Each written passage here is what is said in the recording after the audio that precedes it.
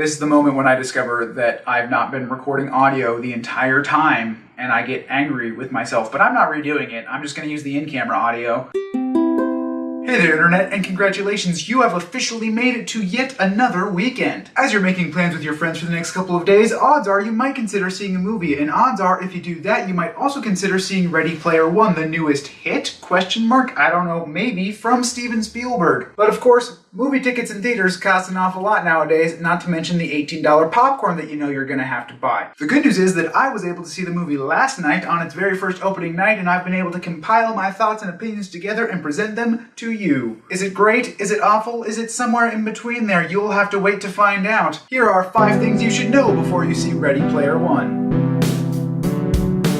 Number 1, I'm going to say a sentence that just might be blasphemous to all of you bibliophiles out there. Ready Player One the movie is quite possibly better than Ready Player One the book. You see, I first read the book probably 6 months ago after I heard the movie was coming out, and I was curious what this whole phenomenon was about. And let's just say I was not super impressed. Sure, I enjoyed the book, but I closed it, I put it down, and I found it largely, utterly forgettable. Not really the most unique, memorable thing I've ever read. See, it has this problem because it's so committed to shoving in as much 80s pop culture nostalgia references into the book that it often interrupts the flow and prevents the characters from having real moments to shine together for any extended length of time. That's due to the fact that in a book, if you want the reader to see something really cool, you have to describe it in detail. So take, for instance, his car in the book. It's the DeLorean, it's got the KITT radar thing from Knight Rider, it's got all of these things shoved together, and in the book, there's probably like a 1.5 or 2-page description of all of the things. That's great and it's cool, but it's ultimately unnecessary to the overall structure of the plot. In the movie, on the other hand, he can have the exact same car, which he does,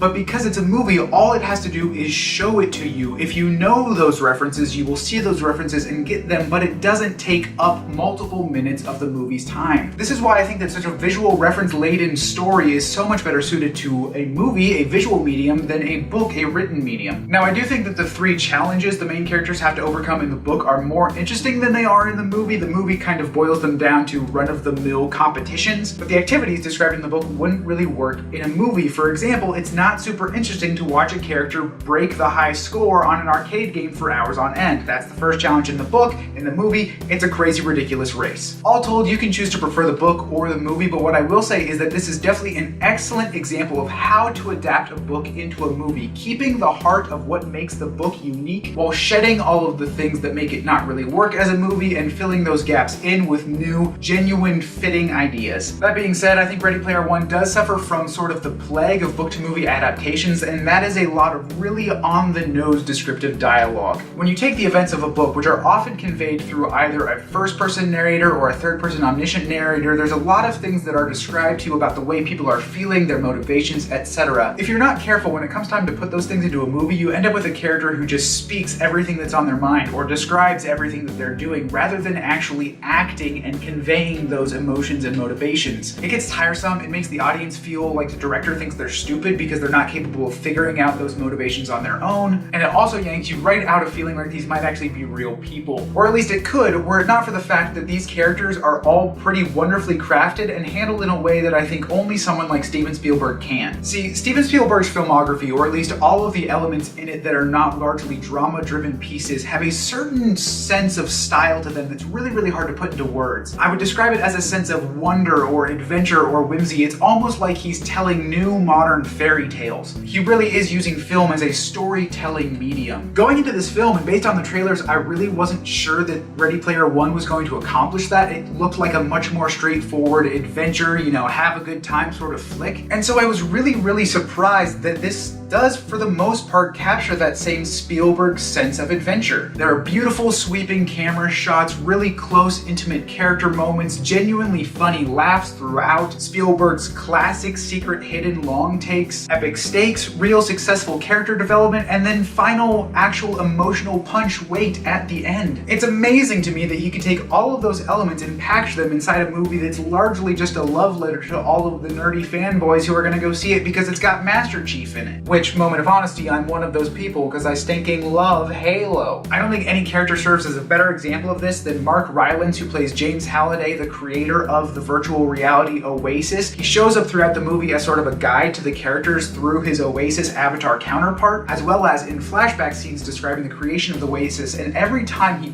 perfectly conveys this childlike sense of naivete and inspiration and hope and not really caring what other people think, and that reflects on the entire point of the movie as it comes to its final conclusion. It's just joyous and celebratory and really, really surprisingly delightful. Delightful in almost every single way, save for the CG. I'm gonna level with you. I get that the whole point of this movie is that it's supposed to take place inside a near future video game-esque simulation, and so the characters should be animated. That makes sense. But the movie struggles to find this ground between realism and animation that is just distracting at its worst. Two of the three main characters have relatively humanoid features, but they have such a plastic sheen to them that it's constantly distracting and reminding you that they are not real people. I would have much rather seen a more realistic human, perhaps in some level of prosthetic makeup, or a fully realized animated character, rather than this weird in-between mix where I'm pretty sure most of the movie their bodies were the actual performance and then their faces were just CG mapped. It's this weird disconnect that I find really, really distracting, and I would imagine a lot of people might. It's just hard at times to really buy relationships between characters, especially when it's supposed to be a budding romance, when every time they look at each other you can practically see each other in the reflection off of their skin because it's so shiny and plasticky and CG weird. But to be honest, I think that CG is really the only thing throughout the whole movie that I didn't like, because in the end, I just thought Ready Player One was flat out fun. I smiled, I laughed, I got a little bit emotional, especially at the end. I had a really good time, especially given that I saw the movie at like 11 o'clock at night, which is not a normal thing for me. It is a good movie. It might not be a great movie, it might not be at the top of Spielberg's pantheon of filmic wonders, but it is enjoyable, great, wonderful, fun, a good time, worth watching, and I would highly recommend you go see it. That's pretty much all I have to say. Click subscribe so you don't miss next week's video and whatever I've got coming down the pipeline, and I'll see you then. Deuces.